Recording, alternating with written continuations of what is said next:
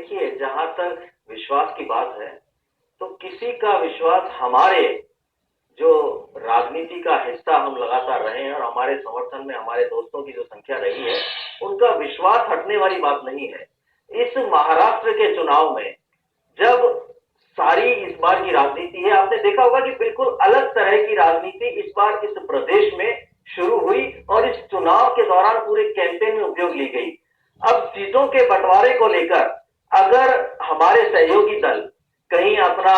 समर्थन अलग लेते हैं या अलग पूरे इंडिपेंडेंट रूप से खड़े होते हैं, तो हमें ये चीज बुरी नहीं लगती है। उनकी अपनी एक पार्टी है, वो अपने तरीके से चुनाव लड़ सकते हैं। लेकिन आपको बताना चाहता हूं कि जिस तरह से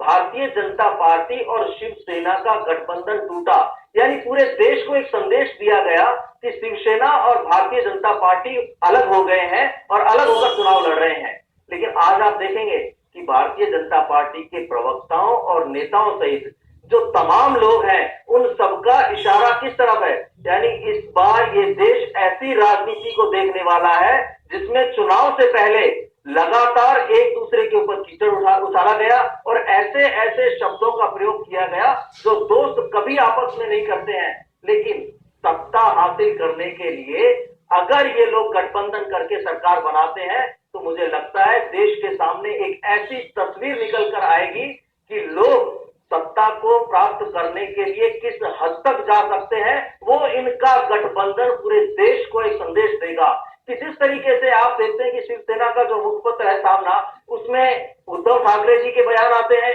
और क्या क्या शब्द वहां काम में नहीं लिए जाते, सबने देखा है, पूरे देश ने देखा है। उसी प्रकार भारतीय जनता पार्टी के नेताओं ने क्या कुछ नहीं कहा इसके लिए, और अब बैठ के बात कर रहे हैं कि हम तो भाइयों की तरह रहते थे, भाइयों की तरह हमारी लड़ाई हुई थी और हम वापस एकजुट हो जाएंगे। यानी ये सारा जो ड्रामा था, वो सत्ता को हासिल करने के लिए इस देश की और प्रदेश की जनता को